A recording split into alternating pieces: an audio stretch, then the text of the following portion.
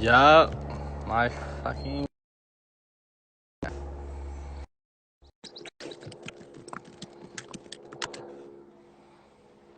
loading up. What Good. up? What up, man? How you doing? Good, good. It's great. Good, man. Cool. Finally get to do this. I know, Excited. right? Dude, so I love Pipe Dreams. Hell yeah, thank you. Pipe Dreams is super sick. When did you when did you get started on it? Like who was your first guy? Well, Jake C and I pretty much like thought of it together. He wanted to do like some sort of tutorial type of thing, show some people, and I don't know. I had an idea to. Have you ever heard of a documentary called Degenerate Art? Degenerate art? I don't think so. Check it out. It's like a hour and 10 minute documentary. It's on YouTube, but it's a glass blowing documentary made like I don't know, like 10 years ago, and it's like really good. It shows like Bob Snodgrass and all these like famous glass blowers, and I was like, but it's all like collaborative footage. I'm like, I want to do something just like that, but like just my footage, like really good looking, Yeah. nice interviews and stuff like that. And Jake was down to do it, and he was like, well, I kind of want to teach people. And I was like, well, let's just put our ideas together, and we came up with Pipe Dreams, That's basically. sick, dude. When did you first pick up the camera, and then when did you get into like the cannabis like film? Oh shit, when I first picked up the camera, I think I got a picture right here on the wall. Yeah. No, it's not there anymore. First time I picked up a camera, I was filming naked women on the beach when I was 10 years old when my dad handed me the camera. He's like, here's a camera. And then all of a sudden, apparently, I really don't remember, but then he looked at the footage and he was like, why is it just like chicks and thongs? It's like, you're not even recording like us at I'm like, oh, sorry. But What's no, up, bro? I don't know. First time I bought my own camera was like literally not until college. Cool. Like I had friends that had cameras and stuff like that, but it wasn't until college I was taking film classes, and Same. I don't know, I just wanted my own equipment. I just like wanted to make stuff and do it myself, and I was just like kind of a loner in college and stuff, and Mhm. and like I was just there to learn, and I should have been probably more hands on, but I was like because of it, I was the guy that had like my own tripod, 15-foot jib and camera. So people were like, "Oh, you want to be on our film set?" And I'm like, "Yeah, sure." So I learned a lot from that. But probably I'm 30. I'm about to be 35, and yeah, that wasn't. I guess 15 years ago, I bought my first camera. That's crazy, man. Yeah. Yeah. What's your go-to right now? Um. You got equipment. Yeah. Yeah, you got equipment. For the most part, an A7 S2 or an A7 III Sony. Although, yeah, those are crazy. Those are like my go-to, and then I have like Beard gang. three. Oh, what am I? I have like three. No, now I have two A7 or A6100s, just for Okay. like B cam. Hmm. But I do have a red. You have a red, nice, Yeah. But crazy. I just basically use that to rent it out. I don't even have a lens that I think is like qualified for it. So do you rent out just the body? Yeah, just the body, and people do it. Like, I can make a good amount of money just literally just renting it out. And I have like a Canon EF adapter and stuff Yeah. like that. But I've so I've seen reds for like $500 a week. How much do you charge them? it's about that. It's 450. That's strong, dude. Yeah. Yeah, no, the red cams are tight. I was also looking at a Black Magic. Yeah, I used to have a bunch of Black Magics. I had the 2.4 and the 4K. I had the Pocket. I literally just buy cameras and then sell them. Literally just buy and resell. That's tight. And I like so I got a Samsung NX500, nice. and that camera when I initially got it, I traded a Nikon for it, and then they discontinued it, and then that's the first first time I saw a camera actually go and appreciate. I know, right? Yeah. I was like, yo, cameras can do this? This is crazy. It's ridiculous. The first camera that I bought myself was a Panasonic HMC 150.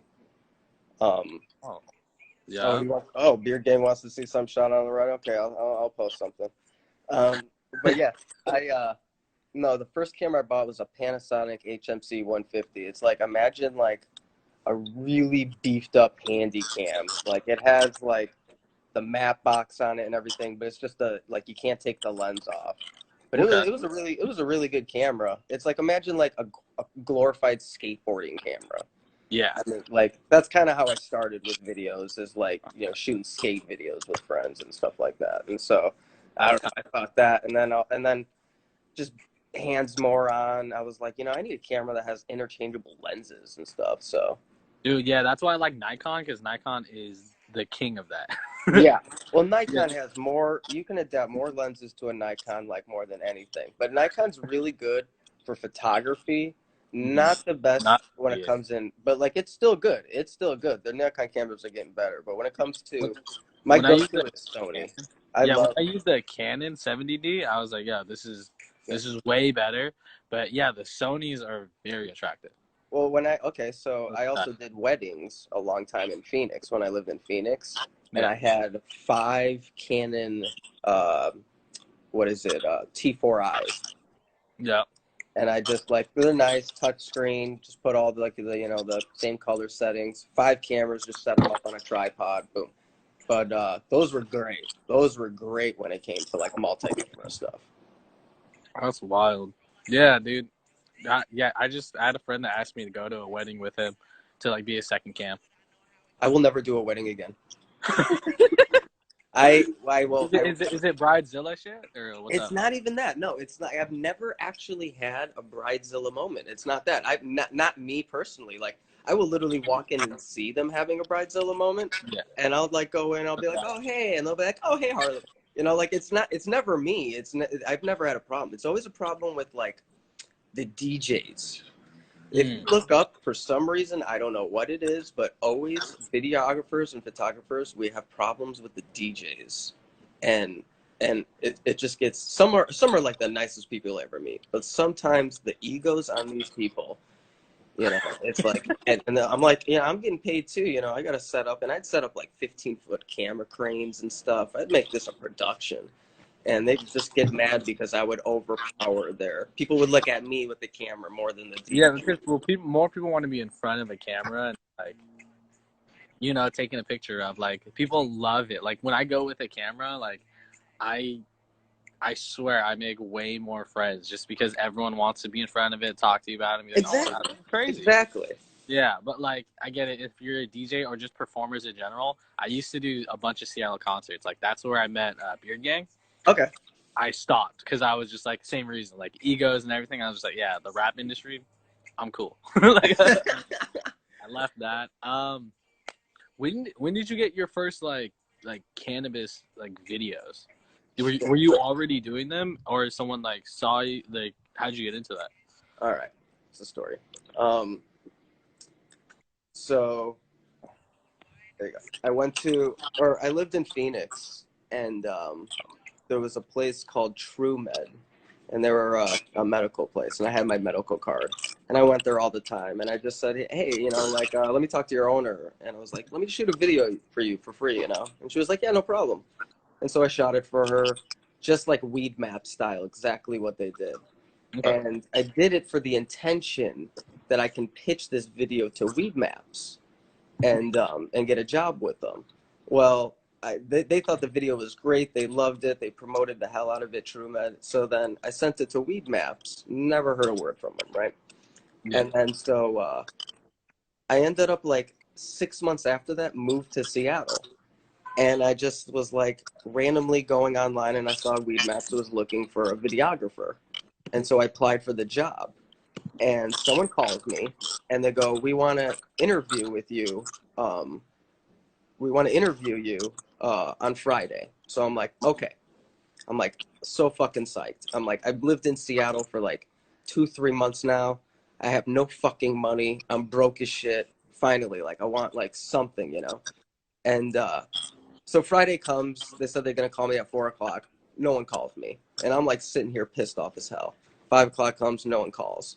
My wife comes home. I'm like upset. 6 o'clock, someone calls me, and I'm like high as fuck. And I'm like, because I'm just so upset. I'm like just smoking weed. I'm like, they didn't call me. So then they call me, and I'm like You're like super more, stoned. you're more into it. Yeah, super stoned.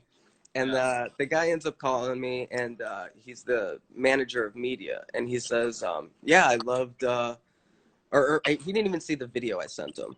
He just goes, "Yeah, I saw your thing. Someone sent it, forwarded it to me, and he was asking me questions, and it seemed about like photography. He was asking me like, "Oh, what f-stop would you use to do this? And if you didn't have a light box, what would you use?" I have never done photography before. I was always videography, and I'm answering the questions like, "Oh, if I would just have a cardboard thing." I'm just answering off the top of my head. Never say no. I'm like, "Oh, I would use an f-stop of f14, and if I didn't do that, then I would shoot in 4K to get this quality, or I would use this type of whiteboard thing, something like that."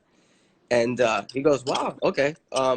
And I go, wait, is this? What are you interviewing me for? And he goes, "This is for the photography job." And I go, "I applied for the videography job." And he goes, "Really?"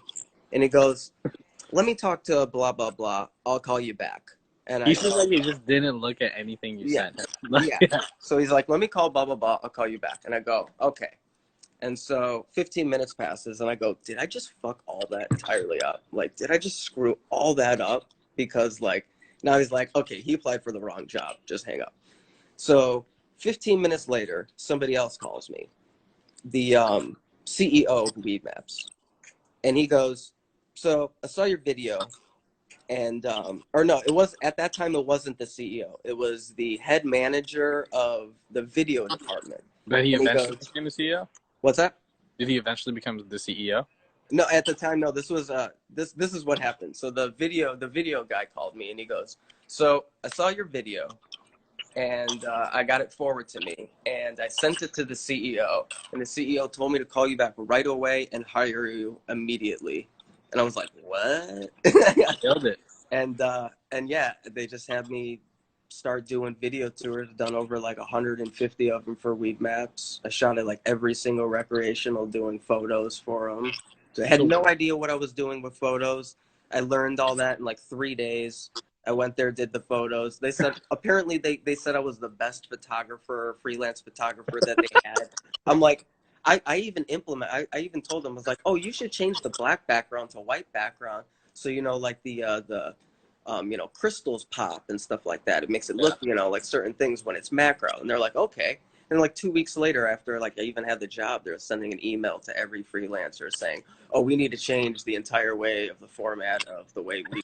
I'm like, this. I had no idea. You just never say no. If they say, yeah. you just never say no. I've gone on a shoot with like a $200,000 camera, and they're asking me like, "Have you ever used this camera before?" And I'm like, "Yeah." Like, I've never seen that camera in my life. But That's wild. yeah, but just Yeah, fiddle just with it and you'll learn. figure it out as you go. Yeah, yeah. Yeah, yeah. No, I'm usually off cuff everything. Uh, Wait, so what was that, like 2015? um, yeah, so I've been here probably, yeah, that was 2015. Yeah, 2015. How long did you stay with Weed Maps? I was with them for like 2.5 years. That's solid. Yeah, yeah, and like even between that time, they pretty much got rid of almost all of their freelancers except for me.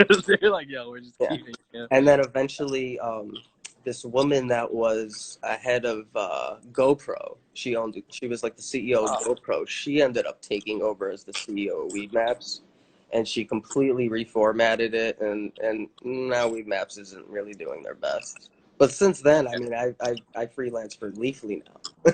So, oh, nice. yeah, Switch over. yeah, So that's crazy, man. 2.5 years with Weed Maps. Like, Weed Maps is huge. yeah, yeah. It was great. Wild. Is I was getting paid so much, it was unbelievable. is I was that how like, you make they a got lot to. of connections too? Yeah, a lot of connections. It was great. I mean, I still with a lot of these recreationals, grows, even just random people. They still call me, ask me, "Can you shoot this?" No problem. So Wow, definitely made great connections. But when I worked for Weed Maps, that was some great money. that's solid. I knew Yeah, I knew they would catch on eventually. Be like, this I is feel like they would pay. yeah, Like, yeah, yeah. They were throwing money at us freelancers. But it helped, and then yeah, I stopped or once I started realizing that Weed Maps was kind of slowing down and firing freelancers, I thought I should think ahead, and so I created the Canacam. And before that, what I had was Harleywood Media. My name's oh, Harley, so yeah. Harley Wood, and I pretty much waited. I think you lagged out, but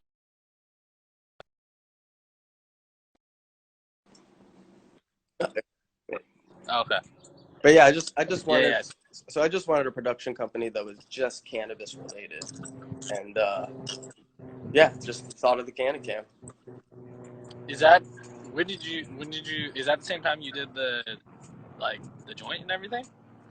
Yeah, okay. No, I thought of the joint cam before the Canacam. I thought of that at a Dope Cup at 2016, and Oh, how I thought of that was, um, I realized I was doing all these events, and I'd be like 2.5, 3 hours into it, and everyone's so high, and I'm not high at all. And so I'm like, I want to get high. But I don't want to. And every time I would get high, I would lose that footage. Like, oh, that guy's doing something sick. I just lost that shot of some guy doing something. So I'd get upset. So I'm like, how do I get high while still filming? And so I remember I called that video guy from Weed Maps, and I was like, "Hey, I got the best idea you'll see ever. Wait till you see this dope cup video." And so I did that in it, but literally the joint cam was just a business card rolled up, electrical tape, and I just bent the end of it and just taped it to the bottom of the lens. That's all it was, so I can fit a joint. That's like literally how it started. And then eventually I had a couple glass blowers make me some custom ones. I have a lot of custom no one has seen. You want to see one that no one's ever seen right here? But to start out, it's a business card. If I can find it. But now I have so many different types of custom tips.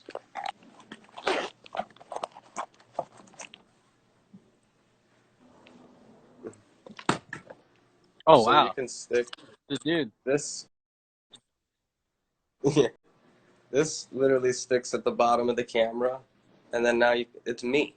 So you can stick a joint in my mouth. So people like, That's so tight. when I walk around, it's like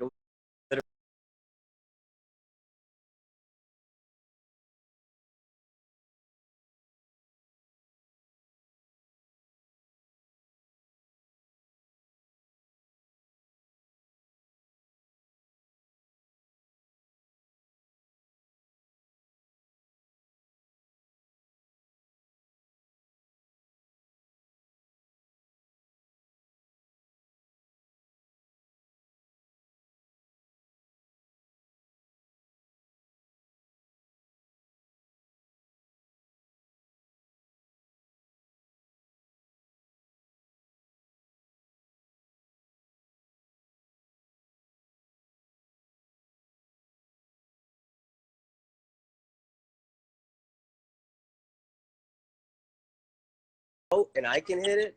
And then they always realize when they look to the side, they always like, wait, he's smoking it too? They like see that hose. Like a lot of people don't even know that there's a hose connected to that. And I have to constantly puff on that to get the excess smoke going. Yeah, yeah. But that's why I'm constantly like going up to people and being like, take the joint, please. So, like I'm dying. But now that, coronavirus, I'm no longer going to do that. I'm just going to stick the joint in there and only I puff it. I won't be able to give people. If I do, then Yeah. they'll take it and it's theirs now. It But kind of, yeah.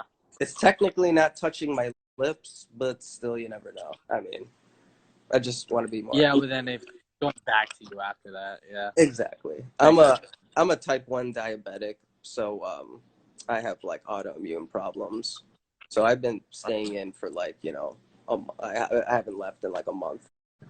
So Yeah. I don't want to take any chances now of sharing the joint cam joints. No, don't risk that. And you're already known. You know what I mean? Like you're good, dude.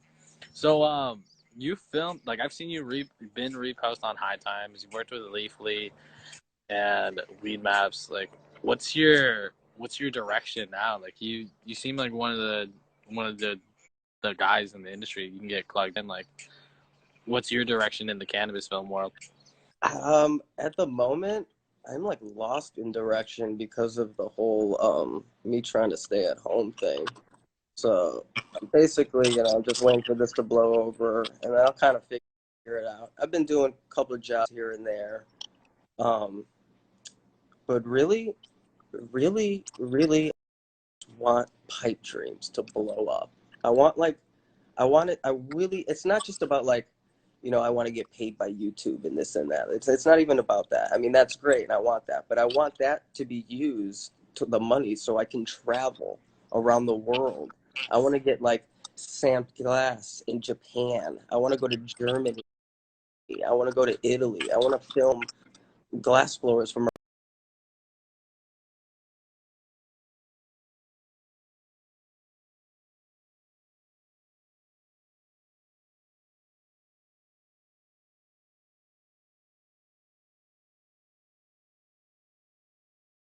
Great. Class isn't really in the scene. Like, if you know, then you know. But if you don't, like, it's not really looked at as like anything like too crazy. You have a few guys whose names are like Mothership and stuff like that. Right.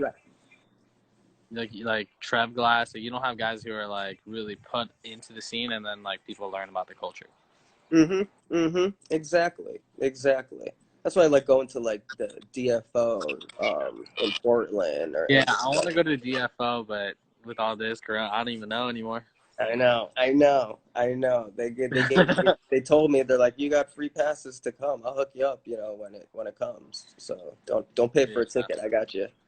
But if it does get rescheduled and everything, yeah, let's go. But it is a great event to like really see the lifestyle culture of this, and it's not even just about like functional glass. It's not about cannabis so much. I mean, I have things on there, just marbles being made and leaves and stuff like that. And I have like, I had one of my videos, CNN posted one of my videos. CNN of all people posted a video I did of a marble, and I got 100,000 views in 24 hours, and YouTube paid me $560 for that.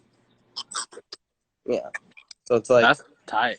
that's all I want. I just want. Tight. It's just CNN posted a marble video, like, but people watched it, and I had and people were even like, "Oh, you're here because of CNN?" They commented on the video. I was like, "Whoa, I got one of those comments," like.